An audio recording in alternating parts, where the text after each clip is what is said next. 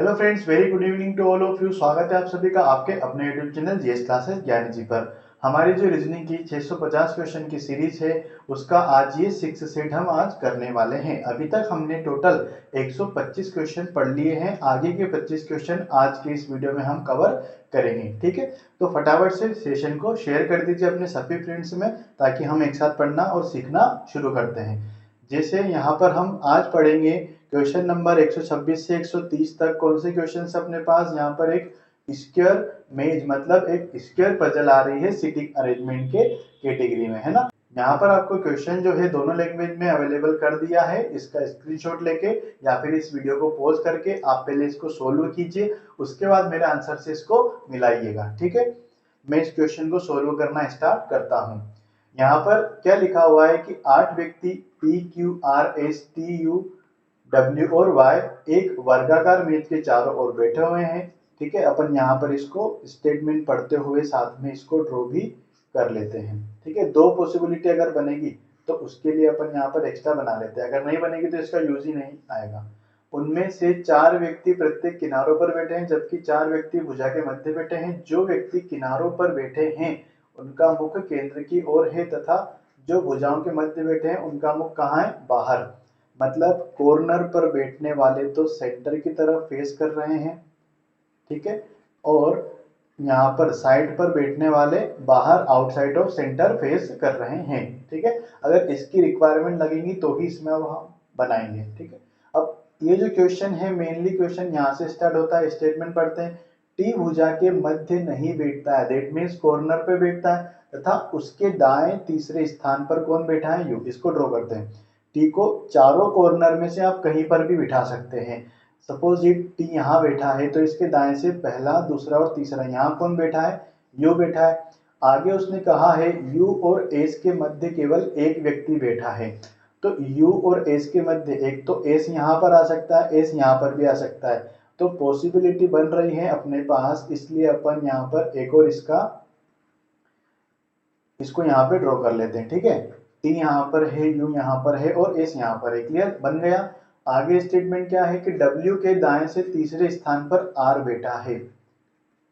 Are जो है W के दाएं से किधर बैठा है? तीसरे स्थान पर। दाएं बताने के लिए अपनों ने एरो का यूज कर लिया है ना। एस और आर का मुख समान दिशा में है। एस और आर का मुख कहां पर है? समान दिशा में। मतलब एस बाहर देख रहा है तो ये आर यहाँ पर इसके बाहर देखेगा। आर किसके दाएं है? डब्ल्यू के दाएं है, तो डब्ल्यू यहाँ पर आएगा। फिर इसमें कैसे बनेगा? आर यहाँ पर बनेगा और डब्ल्यू के दाएं से तीसरा है, तो इस ये डब्ल्यू की पोजीशन जो है यहाँ पर फिक्स हो जाएगी।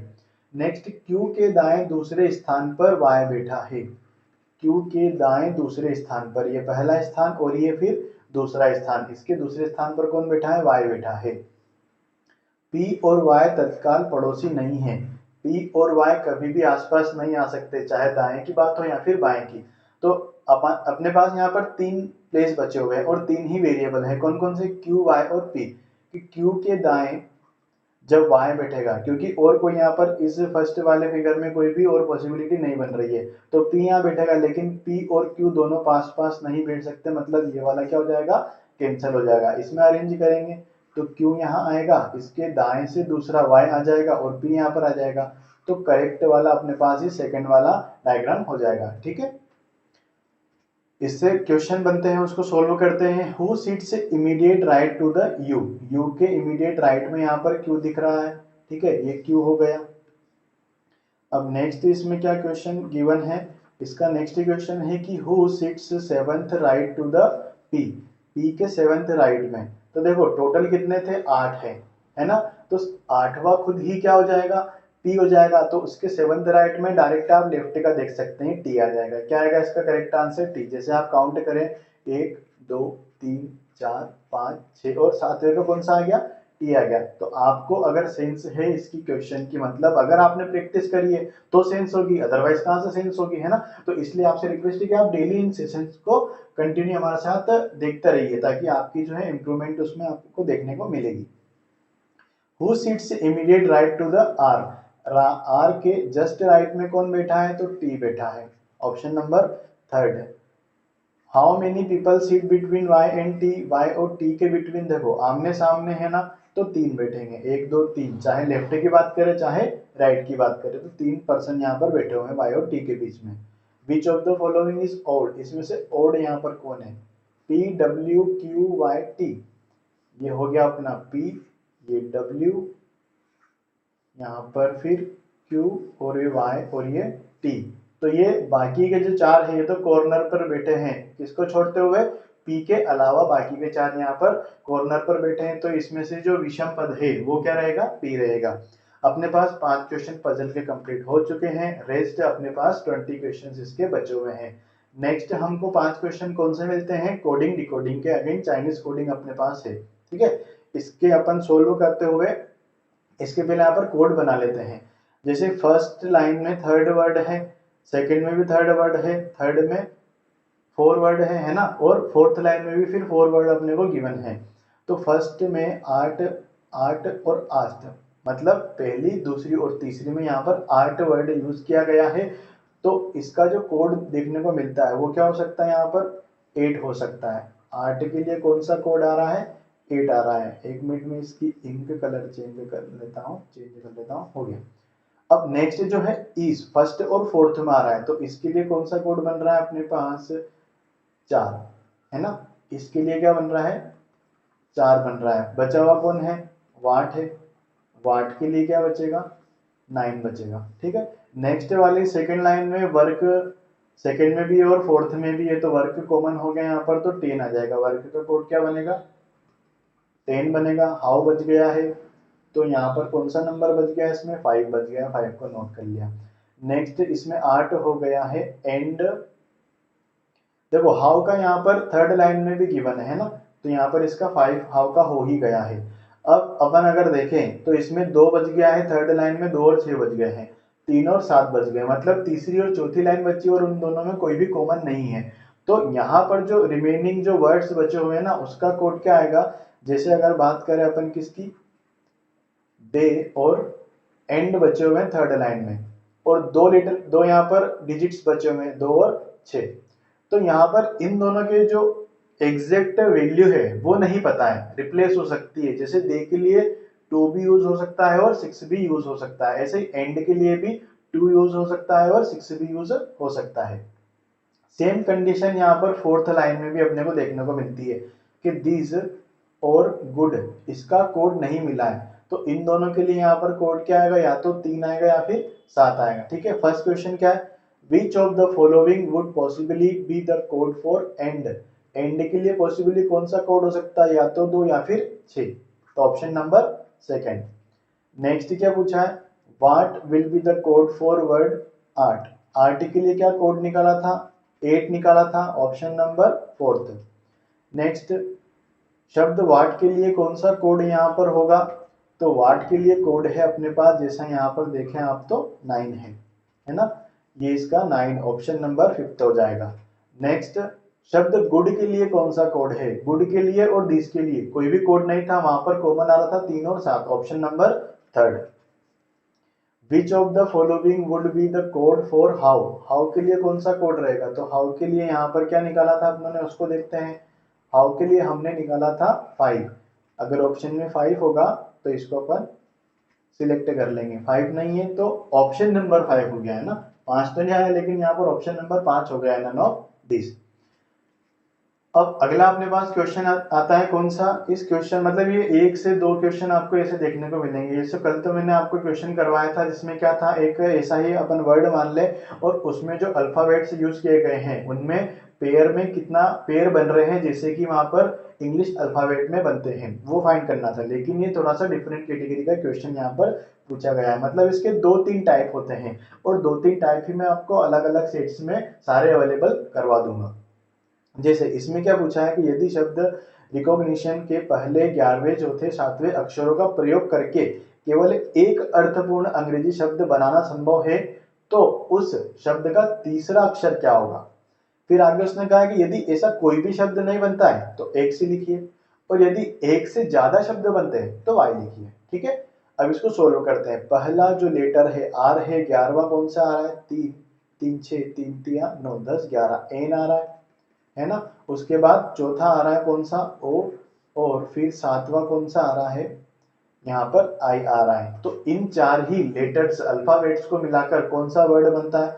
तो इससे बनता है आयरन बनता है ना, एक तो ये बनता है, और कोई इससे वर्ड नहीं बनता है। तो इसका तीसरा जो लेटर है ओ, तो ऑप्शन नंबर सेकंड इसका करेक्ट आंसर हो जाएगा। जब भी ऐसा क्वेश्चन आता है ना, लगता तो अपने को काफी सिंपल है, लेकिन इसमें क्या है, आपको लगभग 40 सेकंड से ज्यादा का टाइम लगेगा।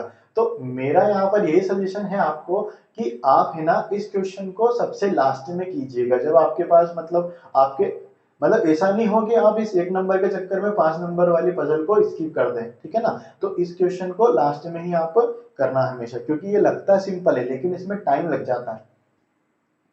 नेक्स्ट अपने को क्वेश्चन यहाँ पर कौन से देखने को मिल रहे हैं, इनइक्वालिटी के क्वेश्चंस अपने पास है। क्या है इंडिकेशन कि डी बड़ा और बराबर है ओ से, डी से ओ तक जाने में सिंबल चेंज है, मतलब कोई रिलेशन नहीं है। पी बड़ा है एल से, पी से अगेन एल तक जाने में कोई सिंबल यहाँ पर क्या हो रहा है, रिवर्स हो रहे हैं, है ना। ये दोनों देखिए आप, ये दोनों सिंबल क्या हो रहे हैं, रिवर्स हो रहे हैं, मतलब इसमें भी कोई रिलेशन नहीं रहेगा। Option number 4 neither conclusion 1 nor second is true. S बड़ा बराबर है ए के, एस से अपन क्यू तक गए हैं और क्यू बड़ा हो गया यहाँ पर, तो यहाँ पर कंडीशन क्या बनेगी, एस बड़ा है क्यू से, तो गिवन कंक्लूजन कैंसल हो जाएगा।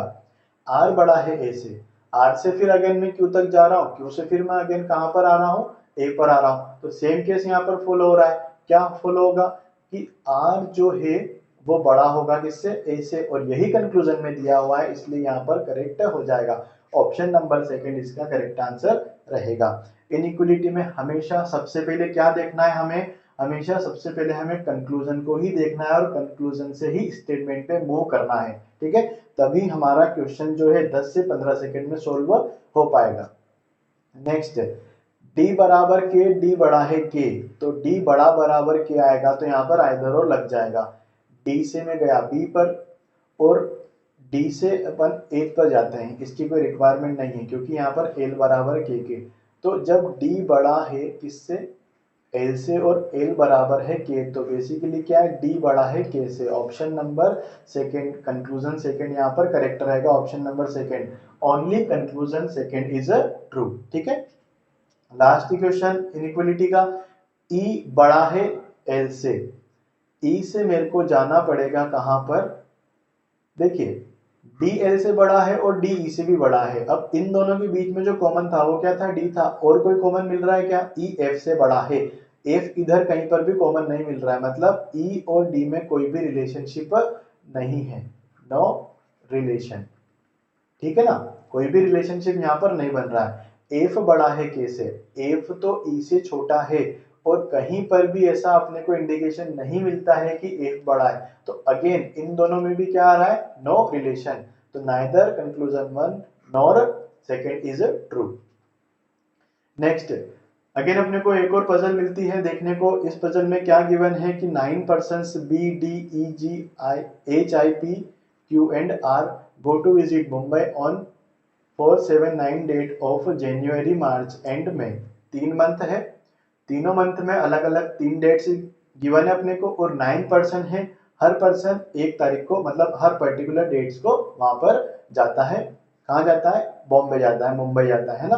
तो इस पजल को अगेन दोनों लैंग्वेज में प्रोवाइड कर रखा है, तो आप पॉज करके या स्क्रीनशॉट लेके इसको सोल्व करके आंसर बाद में मैच करिए, चाहे तो साथ में भी आप इसको सोल्व कर सकते हैं, ठीक है। चलिए हम इसको सोल्व करना स्टार्ट करते हैं। क्या गिवन है कि 9 व्यक्ति B D E G H I P Q और आर जनवरी मार्च मई में 4 7 9 तारीख को मुंबई घूमने जाते हैं, केवल एक व्यक्ति 1 तारीख को जाता है। सबसे पहले यहाँ पर ये डेट्स जो गिवन है उनको लिख लेते हैं। अब इसका अरेंजमेंट आप भी साथ साथ बनाते रहिए, ठीक है। उसके बाद हम स्टेटमेंट्स को पढ़ पढ़ के यहाँ पर वैल्यूज पुट कर देंगे सारी। चलिए, ये जनवरी है, ये उसके बाद फिर मार्च है, उसके बाद यहाँ पर क्या है, मई है। मंथ पजल जब भी आती है आपके पास तो उसमें आप हमेशा, अगर आपके पास जैसे इस फॉर्मेट में गिवन रहेगी अगर आपको, तो आप क्या करेंगे, हमेशा उसको सीक्वेंस में ही लिखेंगे। मतलब सबसे पहले ऊपर कौन सा मंथ लिखेंगे जो पहले आता है ना, उसके बाद उसके बाद वाला मंथ आप लिखेंगे। तभी वहां पर अगर उसमें ऐसा बोल दिया है कि वो पहले जाता है उसके बाद जाता है तो उसमें आप कंफ्यूजन ना हो, इसलिए आपको ये ऑर्डर फॉलो करना चाहिए। स्टेटमेंट पढ़ते हैं। एज एक पूर्ण वर्ग वाली तारीख को गया लेकिन जनवरी और मई में नहीं गया। ना तो जनवरी में ना ही मई में, मतलब कब गया, मार्च को गया। लेकिन पूर्ण वर्ग की तारीख कौन कौन सी, 4 भी है और 9 भी है। तो यहाँ पर एज की दो कंडीशन अपने को देखने को मिलती है। एज या तो 4 मार्च को जाता है या फिर 9 मार्च को जाता है। बी डी के पहले गया लेकिन एक ही महीने में नहीं गया। बी डी से पहले जाता है और यहाँ पर मंथ जो है सेम नहीं है। क्लियर है। आप जब भी पजल सोल्व करें तो आपको आपके खुद के वहां पर इंडिकेशंस बनाना आने चाहिए। जैसे मैंने यहाँ पर ऊपर के लिए एरो बना दिया, सेम मंथ में नहीं थे तो मैंने इसको शॉर्ट फॉर्म में सेम मंथ लिख लिया और कैंसिल कर दिया, मतलब नहीं है। ठीक है ना। अब इसमें क्या गिवन है कि क्यू एक अभाज्य संख्या वाली तारीख को गया। अभाज्य संख्या यहाँ पर क्या है, 7 है। डायरेक्टली मैंने यहाँ पर क्या लिख लिया, 7 लिख लिया। क्यू और पी के मध्य 4 लोग गए। क्यू फॉर पी, ऊपर कौन गया, पहले कौन गया, बाद में कौन गया, ये नहीं पता है, लेकिन क्यू और पी के बीच में कितने गए हैं, 4 गए हैं। डी और आर के बीच कोई भी नहीं गया, मतलब डी और आर दोनों साथ में गए हैं, है ना, एक के बाद एक गए हैं। अब पहले कौन गया है इसमें ये भी पता नहीं है, तो हम लोगों ने यहाँ पर ये रिवर्स वाला साइन लगा दिया कि दोनों आपस में रिप्लेस हो सकते हैं। आई और डी समान तारीख को गए लेकिन माह अलग है। आई और डी जो है उनकी सेम डेट थी, उनकी डेट क्या थी, सेम थी, है ना। और ऑब्वियसली डेट सेम है तो उनका मंथ अलग अलग ही रहेगा, है ना। बी डी के मध्य एक व्यक्ति गया। देखो यहाँ पर बी जो है डी से ऊपर जाता है और इन दोनों के बीच में कितना है, बस एक ही पर्सन है, तो ये यहाँ पर अपनों ने एक पर्सन के लिए डेश लगा लिया है। बी ना तो जनवरी में गया ना ही पी के बाद गया। तो पी के बाद नहीं गया है मतलब पी से पहले कौन गया है, बी गया है। और बी कहाँ नहीं जा सकता, जनवरी में तो जा ही नहीं सकता। जी 9 तारीख को गया है। जी कितनी तारीख को गया है, 9 तारीख को। सारे अपनों ने यहाँ पर इसके जो हिंट थी वो सारी हिंट से अपनों ने यहाँ पर नोट कर लिए, इससे अब अपने को कोई मतलब नहीं। अब इन सारी हिंट्स को हमको यहाँ पर अरेंज करना है। तो देखिए बी से यहाँ पर अगर अपन कनेक्ट करें, क्यों बी से ही क्यों कनेक्ट कर रहे हैं, क्योंकि बी एक तो जनवरी में नहीं जा रहा है, ठीक है, पहली बात तो ये हो गई। उसके बाद उसने कहा है कि बी और डी के बीच में एक और बी ऊपर है और बी पी से भी ऊपर है, तो बी वाला वेरिएबल कहीं ना कहीं हमको यहाँ पर हेल्प कर सकता है। अगर देखिए बी को मैं 7 के प्लेस पर लिखता हूं इस कॉलम में, यहाँ पर लिख दिया। अब क्या बोल रहा है कि बी और डी के बीच में एक है और दोनों अलग अलग मंथ है, मतलब फिर डी यहाँ पर आएगा। अब बी के नीचे पी आता है, पी और क्यू के बीच में 4 है और क्यू 7 तारीख को आता है। अब पी यहाँ कहीं ना कहीं तो आएगा ना यहाँ पर, ठीक है, तो क्यू इसके ऊपर वाली 7 तारीख को ही आएगा। तो क्यू अगर यहाँ पर आता है तो क्यू और पी के बीच में कितने चाहिए, 4 चाहिए, 1 2 3 4, तो पी तो यहाँ आ ही नहीं सकता है। मतलब ये जो अरेंजमेंट है ये हमारी यहाँ पर ऐसे नहीं बन पाएगी, है ना। इसको मैं इरेज कर देता हूं। देखिए अब पॉसिबिलिटी क्या बन रही है कि बी एच के जस्ट नीचे नहीं आएगा तो बी यहां पर आ सकता है ना। तो डी कहां आएगा, बी और डी के बीच में एक हो जाएगा। अब इस वाले केस में क्या बन रहा है, बी को अगर मैं यहां लिखूंगा तो डी जो है ऊपर आएगा, है ना। डी कहां आएगा, ऊपर आएगा। तो फिर वहां पर जो है, एक मिनट, जैसे बी और डी जो है दोनों सेम में नहीं आ सकते, तो मेरे को बी यहाँ पर लिखना पड़ेगा और डी को यहाँ पर लिखूंगा। जब डी को मैं यहाँ लिख दूंगा तो अब मेरे पास बी के नीचे किसकी जरूरत है, पी की जरूरत है। तो पी या तो यहाँ पर आएगा 7 को या फिर यहाँ पर आएगा। और पी जो है, पी के ऊपर क्यू आता है और क्यू 7 तारीख को आता है, ये तो फिक्स हो गया। तो क्यू की जगह यहाँ पर फिक्स हो रही है ना। तो अब इस केस में, इस सेकंड वाले केस में अपन देखें, इसमें देखें अगर अपन, तो 1 2 3 4 यहाँ पर P और Q का कॉम्बिनेशन ही नहीं बन पा रहा है, तो ये अरेंजमेंट अपनी क्या हो जाएगी, रॉन्ग हो जाएगी। फिर इसमें 1 2 3 4, हाँ यहाँ पर P आ गया है, ठीक है, ये कंप्लीट हो गया, ये कंप्लीट हो गया और ये भी कंप्लीट हो गया है। इसमें क्या लिखा है कि डी और आई सेम डेट का, और ये तो पहले से हो गया था ना, डी और आई सेम डेट को जाते हैं, डी 7 को जाता है तो आई भी कब जाएगा, 7 को जाएगा, ये भी कैंसिल, डी और आर साथ जाते हैं, ये आर आ गया, अब जी कब जाता है 9 को, तो जी यहाँ पर आ गया। एक और वेरिएबल कौन सा बच गया अपने पास यहाँ पर, इसमें ई बचा हुआ है, कौन सा बचा हुआ है, ई, तो ये अपना करेक्ट अरेंजमेंट है।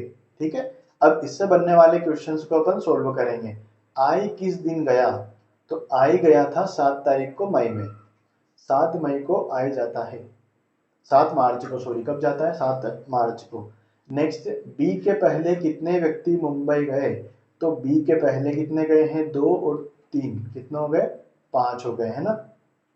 हाँ, बी के पहले कितने परसेंट जाते हैं, 5% जाते हैं। निम्नलिखित में से कौन सा कथन सत्य है, क्या एन 9 मई को डी जाता है क्या, देख लीजिए, मैं यहाँ पर आपके लिए थोड़ा सा इसको अगेन ड्रॉ कर देता हूँ। 9 4 7, 9 4 7 और 9 लास्ट में आर, उसके पहले डी, उसके पहले यहाँ पर शायद पी, फिर बी, फिर आई, फिर एच, फिर जी और फिर क्यू और फिर ई, है ना, ये बन रहा था। ठीक है, अब यहाँ पर क्या है कि इसमें से कौन सा कथन सत्य है, 9 मई को डी जाता है क्या, यहाँ पर जनवरी, ये मार्च और ये में, ठीक है। 9 मई को डी जाता है क्या, नहीं जाता है, सत्य वाला बताना है, तो वैसे से फॉल्स है ना। मार्च 4 को आई जाता है क्या, मार्च 4 को आई नहीं जाता है। जनवरी 7 को जी जाता है, जनवरी 7 को कौन जाता है, क्यू जाता है। मई 4 को आर जाता है क्या, मई 4 को आर नहीं जाता है, मतलब कोई भी यहाँ पर ट्रू नहीं है, सारे फॉल्स है। 9 जनवरी को कौन जाता है, तो 9 जनवरी को जाता है जी, 9 जनवरी को ऑप्शन नंबर सेकंड जी जाता है। जी और आई के बीच में कौन गया, तो जी और आई के बीच में यहाँ पर गया है एच, ठीक है, ऑप्शन नंबर फर्स्ट। अगेन अपने पास ये एक और पजल कंप्लीट हो गई है। अब लास्ट आज के सेशन के अपने पास बस 5 क्वेश्चन बचे हुए हैं, जल्दी से हम उन 5 क्वेश्चंस को भी सोल्व कर लेते हैं। अपने पास यहाँ पर मिक्स सीरीज है, इस मिक्स सीरीज में 5 क्वेश्चन इसके बनते हैं और एग्जाम में भी आपको मिक्स सीरीज में 5 क्वेश्चन बनते हैं। या तो मिक्स सीरीज पूछेगा या फिर आपसे क्या पूछेगा, वो 3 डिजिट के वो जो 5 नंबर्स आते हैं ना, उसका क्वेश्चन वो पूछ सकता है। तो कभी मैं आपको मिक्स सीरीज सोल्व करवाऊंगा, कभी मैं आपको 3 डिजिट्स के नंबर्स का क्वेश्चन सोल्व करवाऊंगा। तो आप डेली हमारे साथ कनेक्ट रहेंगे ना, तो आपको डेली जो है अलग अलग वेराइटीज के क्वेश्चन मिलते रहेंगे। तो चलिए अब हम इस क्वेश्चन को सोल्व करते हैं। इसमें क्या पूछा है कि how many such consonant are there in the above arrangement, each of which is immediately proceeded by consonant proceeded by number और उसके बाद फॉलोड बाय वोवल। ये पैटर्न यहाँ पर बनना चाहिए, कॉन्सोनेंट, नंबर और वोवल। तो नंबर देख लेते हैं अपन, नंबर के बाद में क्या चाहिए, कॉन्सोनेंट और फिर वोवेल्स चाहिए, है ना। नंबर, कॉन्सोनेंट, वोवेल, फिर अगेन नंबर, कॉन्सोनेंट, वोवेल, नहीं है, नहीं है, एक ही आ रहा है, कितना आ रहा है, बस यहाँ पर एक ही अरेंजमेंट बन रहा है और नहीं है। Next, how many such symbols are there in the above sequence, each of which is immediately preceded by constant and immediately followed by a number। Symbol के पहले कांस्टेंट चाहिए और बाद में नंबर चाहिए। सिंबल देखेंगे कांस्टेंट नंबर मिला, ठीक है, सिंबल देखेंगे कांस्टेंट नंबर मिला, फिर सिंबल यहाँ पर है, यहाँ पर सिंबल है, यहाँ पर भी है, यहाँ पर भी, ठीक है, बस 2 बन रहे हैं। कितने बन रहे हैं, इस जो पर्टिकुलर क्वेश्चन की रिक्वायरमेंट थी उसको कौन, बस ये दोनों ही टर्म फुलफिल कर पा रहे हैं। Next, which of the following is fifth to the left, fifth to the left of 15th element from the left, मतलब लेफ्ट से जो 15वां है उसके लेफ्ट में 5वां देखना है। तो दोनों की डायरेक्शन अपोजिट हो रहे हैं ना, तो यहाँ पर माइनस कर लेंगे, अपन क्या करेंगे, लेफ्ट से 10th एलिमेंट देख लेंगे, 3 6 9 और 10, एल आ जाएगा। ठीक है, आपको हमेशा ऐसे ही ध्यान रखना है, लेफ्ट एंड से 15th पूछा है और फिर उसके लेफ्ट में पूछा है तो माइनस हो जाएगा। अगर वो यहाँ पर पूछता कि fifth to the right of 15th element from the left, तो 5 इसमें ऐड करना पड़ता है ना। Next, if all the symbols are dropped in the series then which element will be at the position from right, symbol सारे हटाने हैं, right से 8वां काउंट करना है। 2 2 4 5 6 7 और 8, Z आ जाएगा option number second. Last question इसका, what should come in place of question mark in the following on the basis of above sequence, के ऊपर जो सीक्वेंस फॉलो करके यहाँ पर ये 4 लेटर लिखे हुए हैं, तो फिफ्थ लेटर भी यहाँ पर उसी सीक्वेंस को फॉलो करेगा। एम कहाँ पर है, एम ये रहा, एम आ रहा है, उसके बाद एल आ रहा है, उसके बाद ई आ रहा है, एस आ रहा है, तो अब क्या आएगा, टी आएगा। क्लियर। तो आज के भी अपने 25 क्वेश्चन इस सेशन में कंप्लीट हो गए हैं। अभी तक हमने टोटल 150 क्वेश्चन पढ़ लिए हैं। ठीक है, तो आप इन सेशंस को अपने सभी फ्रेंड्स में भी शेयर कीजिए ताकि वो भी अपनी स्पीड को इम्प्रूव कर सके, अपनी एक्यूरेसी को बना मेंटेन कर सके। ठीक, हमारे साथ ऐसे ही कंटिन्यूअसली बने रहिए। चैनल को जिसने भी सब्सक्राइब नहीं किया है, please subscribe this channel and also stay tuned with us. Thank you.